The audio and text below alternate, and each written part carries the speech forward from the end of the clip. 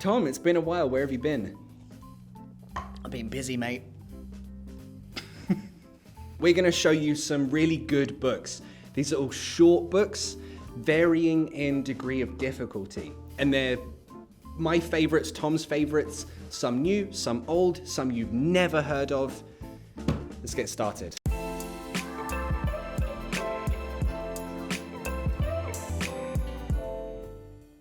Okay, what's your first book? Okay, so my first book that I definitely recommend is called Convenience Store Woman. I read like a quarter of it in the bookshop before I bought it. It's a very short one and it's amazing. I gave it to you to read, but you didn't read it. No, I didn't have the time. Brilliant. And what's it about then? So it's about this woman, she works in a convenience store in Japan, but the way she sees the world it's not conventional, but we can kind of all relate to it. Like she sees a baby and she's like, what am I supposed to see in this baby? It's a baby. This was written by Sayaka Murata. It comes in at 125 pages. You'll fly through this book. It's a very easy read. Also, I'm putting the links to all of these books in the description, so if you want to buy them, cool. Also, I'll be doing a giveaway on my Patreon. The link to join my Patreon is also in the description. I'll be giving some of these books away to you guys. The first one I'm going to talk about is by M.P. Schill, written in 1901, and it was a novel about it was one of the first last man on Earth. Post-apocalyptic science fiction. How does that apocalypse happen? We don't actually know. So he goes off on an expedition to Antarctica, and he realizes that most of his crew and the animals are dying, and when he comes back, he reads in some newspaper clippings that a purple cloud has come over, and then after that, everyone is dead. So the book starts from then, or? The book starts from the expedition. So he kind of sets up his whole life in the past. So he had a fiancée in London. He was quite well off. And then he goes off on this kind of expedition. And then when he comes back, everyone he knows, his whole life, the whole world is dead. So, a light read. What reading skill level are we talking about? It's actually quite a high level. The reason why I recommended it is that it's free to download if you have a Kindle. It's free? Yeah, because it's written in 1901. And the language he uses, it's kind of really interesting because he obviously saw London at a different time than it is today. So the way he describes the streets of London and describes some of the buildings, which are still standing, it is really detailed and very interesting. It's just an interesting look at what you would do if you were left by yourself. This next book I want to recommend is really short, but it's aimed at advanced readers. I think you'd like this for two reasons. It's called Transmigration of Bodies by Yuri Herrera. It's incredibly short. I didn't have time to read it. It's another sort of apocalyptic scene. There's a virus that's just killing everyone and you don't really know why. Also, the style reminds me of? It reminds me of Fight Club. The way it's written, there's no punctuation. It's really hard to follow, but for me, that adds to the story. It's like, this is a confusing time and it's kind of hard to follow and everything's in confusion. So I really like it. Again, it's a very short book, but it's, again, aimed at more advanced readers. I'll give that a try when I have time. The second book I'm going to recommend, I think, is Franz Kafka's The Metamorphosis. I know this. I read this. It took me like a month. And it's about 50 pages. Took me a month. And it's about a guy called Gregory Samsa, who is a door-to-door salesman, and his family kind of rely on his income. And he wakes up one day, and he is kind of like a grotesque vermin bug. The problem here is that because it was originally written in German and translated to English, some of the ambiguity of the language is slightly different. So we're never really sure what type of bug or insect he is. But what we do know is that he is slowly transforming. He's stuck in his room and his family kind of disown him, even though they try to put up with him. And it's really just a good book, and it's good to read and kind of interpret. It could be, well, one interpretation could be about mental illness. That's what I thought. Yeah. Yeah, that's what I thought. But then some people were just like, no, he just turned into a bug. Yeah. Which I don't know. I don't know Kafka. It could be. Well, Kafkaesque is a style of writing where it is almost dreamlike quality, and it's almost kind of melancholy and sad in its sense. Most of my books are sad that I'm recommending. He's a sad person. Yeah, I'm not happy unless I'm sad. Okay, so Metamorphosis, what sort of level are we aiming at? The Metamorphosis uses kind of old English and older Yeah, words. no, I remember. Like upper intermediate? Yeah, I'd say maybe around that. Like, you would understand that the language is quite simple, but just some of the wording you might trip up on. Challenging, yet exciting.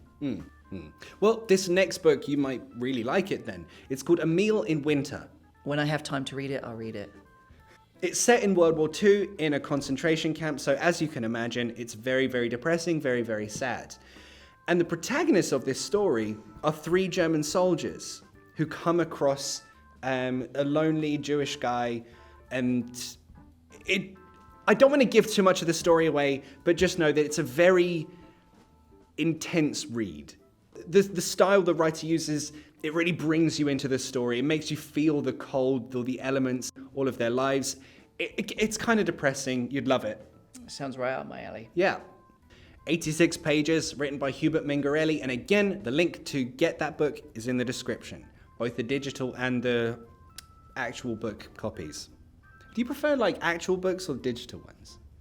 I prefer actual books, but living abroad, having a Kindle Yeah, is just a game changer. it helps. Just can't read in a bath. All right. The final book that I want to recommend. This one is probably the most accessible and the easier one to read. And it's called The Vegetarian by South Korean author Han Kang. It was translated by Deborah Smith, who worked very closely with Han Kang. And as I was saying earlier, with the Metamorphosis having some mistranslations and ambiguity in the language, this is actually very well told, and they worked very close together. So it's a pretty good translation. But it all centers around the protagonist, Young-hae. She has a dream. It basically starts with her having a dream of animals being slaughtered. And then so she decides to become a vegetarian. She decides to stop eating meat. And the story is told in a first-person perspective through her husband's eyes. And he starts to see changes in her. And he starts to, like, she doesn't cook for him. And so he has this kind of like an old macho mentality of what a woman should be, or how they should present themselves as a wife.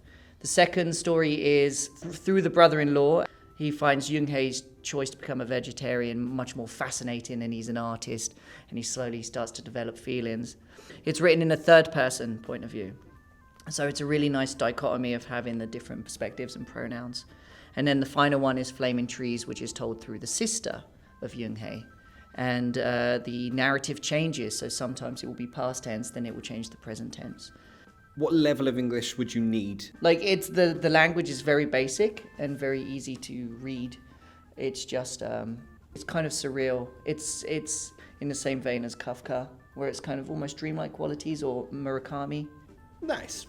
Again, the links to all of these, look in the description. So, another 3 quick recommendations that didn't quite make my top list, but are still extremely, extremely good and interesting, and a bit less depressing are: first one, if you've ever wondered what an old grumpy samurai might write a book about after he's quit being a samurai, you should read this one. It's called Hagiakuri. It's from the 1600s, and it's this old samurai he's like, yeah, I'm just not going to be a samurai anymore. I'm going to be a monk that lives in the caves by himself and writes a bunch of stuff. But it's really interesting because he's like, everyone should devote themselves to being a samurai. Kids these days, they don't understand. They're not like my generation. Again, 1600s, and people were still like that even then. But it's really funny because he's like, oh, people don't commit themselves to the life of the samurai anymore. You know, if you enter into being samurai, you can never leave. I mean, you know, unless you become a monk or something, and then I guess it's fine. It's kind of cool. It gained a lot of popularity in Japan in World War II. All their soldiers were like, holy shit, this book is amazing, and it sort of teaches us how to fight like a warrior and stuff like that. But I mean, the book's like sort of full of contradictions. So it's a hypocritical writer. He's basically just a grumpy old samurai. Knowing that context makes the book kind of funny, but also it is very interesting. It's full of short little paragraphs of hey, this happened to this person and this is how we should live. Oh, hey, the exact same situation happened to this other person and he did a different thing. Maybe that's the best way to live. So it's fun. It's just really fun. And it's full of short stories in like a 1 paragraph length. This one I'd recommend more upper intermediate, but if you're in intermediate or pre-intermediate, if you have a dictionary, you'll be fine. Did you read that samurai one? No. I'm sure I gave it to you like when we were like 17 or something. I didn't have the time. Didn't ever have the time. Another one, James Baldwin. Have you ever read James Baldwin? Didn't have time. He wrote a bunch of really good books and essays and letters. This specific one is called The Fire Next Time. He writes about his experience growing up black, gay, and in Harlem in the 1960s, preaching in church. None of these experiences I will ever live through, but the way he writes is so immersive. With every sentence is just beautiful, and it brings you into his experience. That one, again, it's very short. It's like 130 pages long. Every sentence is just phenomenal. Level-wise, I'd recommend intermediate and above. Okay, and the final book I want to recommend, 7 Brief Lessons on Physics by Carlo Rovelli. 96 pages long, so very short. It's about a very advanced topic of physics and everything we've learned about physics so far, but it's made in a very easy to understand way. So if you're like me, I'm very stupid, I don't know science. How do I science? But the way he explains all the theories makes it very relatable, very easy to understand to the stupid person. Well, Einstein said, wasn't it? If you can't explain to a 5-year-old, then you don't understand it. Ooh, I like that. Yeah. I never heard that. Was it Einstein or Nietzsche? Einstein. Einstein. Okay, he's a 6-year-old. It's the same thing. Yeah, Both same as stupid principle. as each other. So the book is divided up into 7 quick lessons on physics, and it makes it very easy to understand. But I also listened to the Blinkist version of this book, and I kind of felt like I got the same amount of information. One short story recommendation, and it's just purely on a visual language level, is Chuck Palahniuk's Guts. Did you ever read... It's called Guts? It's called Guts. So basically, it's infamous around the circuit because he wrote a short story and then he would take it on tour with him and he would make people faint, make people vomit, and it was just through the power of his words. It's a gross story. Most of his stories are pretty grim. Okay, and what level would you put that as?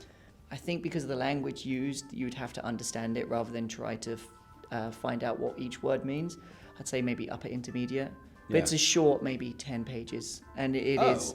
I read it when I was maybe, 15, 16, and I still remember vividly what happens in that book. Or in that short story, at least. Like I said, the links to get all of these books will be in the description. Also, I'll be doing a giveaway of some of these books to my Patreons. Links to join my Patreon also in the description. Let me know your book recommendations. Which short books do you recommend? Put it in the comments. Oh, I got pins and needles in my leg. Good. I hope it hurts.